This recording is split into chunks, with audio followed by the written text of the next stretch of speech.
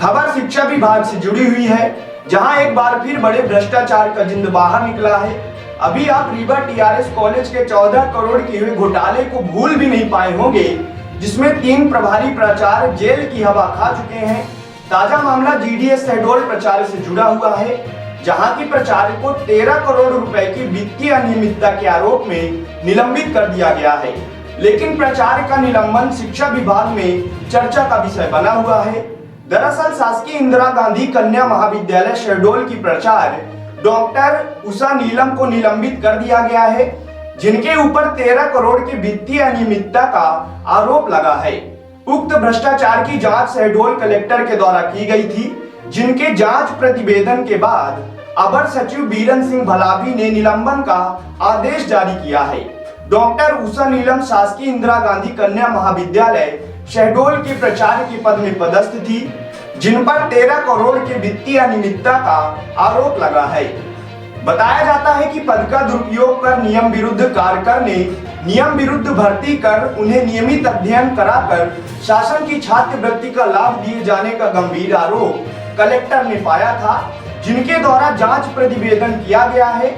Doctor Usha नीलम के निलंबित किए जाने के बाद रीवा शहडोल संभाग में यह कार्यवाही चर्चा का विषय बनी हुई है। शिक्षा विभाग के सूत्रों की माने तो डॉक्टर उषा नीलम को रीवा एडी बनाकर किया गया था, लेकिन डॉक्टर उषा नीलम अपनी व्यक्तिगत समस्या बताते हुए कोर्ट की शरण में चली गई थी। न्यायालय ने उन्हें राहत देती हुई कन्या महाविद्यालय शहडोल का प्राचार्य बने रहने का आदेश जारी कर दिया था। बताया तो यह भी जाता है कि निलंबन आदेश जारी करने वाले अपर सचिव बीरन सिंह भलावी के कार्यकाल में ही उन्हें तत्कालीन प्रभारी एडी पंकज श्रीवास्तव की रिटायरमेंट होने पर रीवा एडी का प्रभार दिया गया और 17 जुलाई 2023 को आदेश हुआ और 18 जुलाई को एक तरफा उन्हें कार्य मुक्त कर दिया था।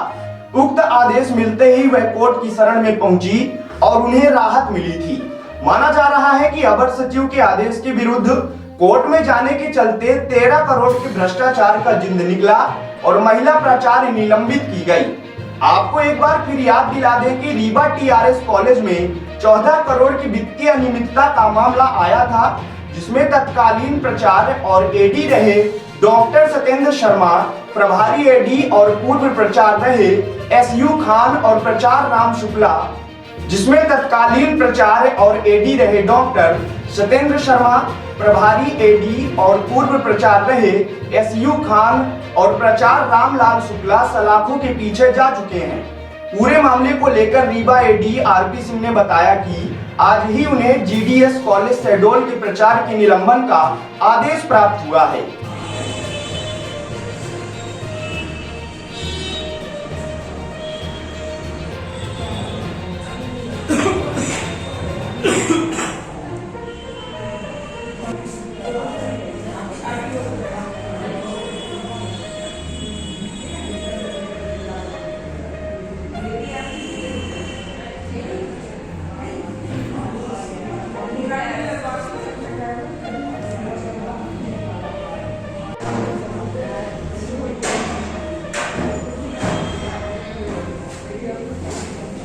अपने रीवा संभाग और शहडोल संभाग में करीब 76 कॉलेज हैं। स्थायी प्राचार्य के नाम में 2 प्राचार्य हैं, उमरिया और शहडोल वाले भी निपट गए। आपके द्वारा किस तरह से व्यवस्था की जा रही है कि पठन पाठन भी संतुलित चले, व्यवस्थाएं भी रहें, कैसा प्रयास किया जा रहा है?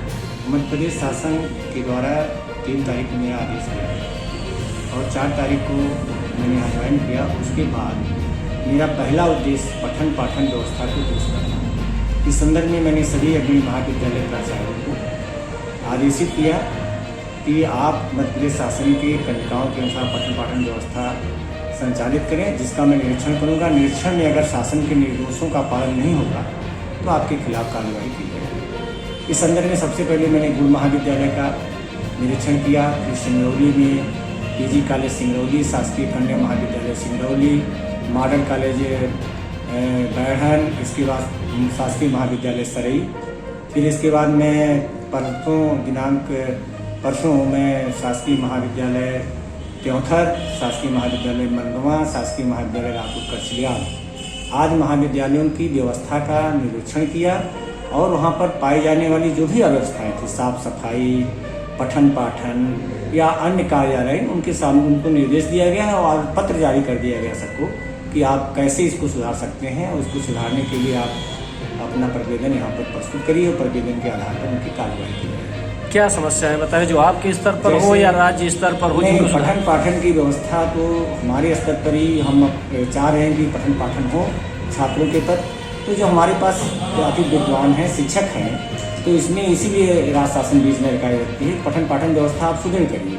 तो ऐसी कोई समस्या नहीं लगी, सब जगह लगभग क्लासेस चल रही थी। जहाँ नहीं लग रही थी उनके प्राचार्यों को नोटिस दिया गया कि आप व्यवस्था सुनिश्चित करिए, अध्यापकों की 8 घंटे उपस्थिति सुनिश्चित करिए, और जहाँ नहीं मिले उनको नोटिस दिया है हमने। आगे भी हम सतत निरीक्षण करते रहेंगे और पठन पाठन व्यवस्था को सुदृढ़ करेंगे। ये हमारी मूल कॉलेज भवन की भी कहीं कुछ ऐसा दिखा कि कॉलेज भवन की व्यवस्था कॉलेज भवन नहीं है। है? अभी जो नए कॉलेज खुले हैं वैसे उनको छोड़ करके 2 हमारे कॉलेज ऐसे हैं जो जिनमें भवन नहीं है। एक नरसिंहवा, जिसको आज हम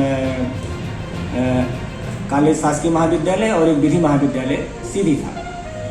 इनके लिए, जिसमें विधि महाविद्यालय सीधी के लिए 9 करोड़ रुपए की राशि स्वीकृत हो गई, वहाँ पर काम शुरू हो गया। नरसिंहवा के लिए कल आयुक्त महोदय के यहाँ पत्र आया था, भेज दिया गया, उसके लिए भी लोग लगे हैं, परियोजनाएं बन रही हैं। तो जो भवन विहीन महाविद्यालय हैं, निकट भविष्य में शासन उनको भवन प्रदान करेगी।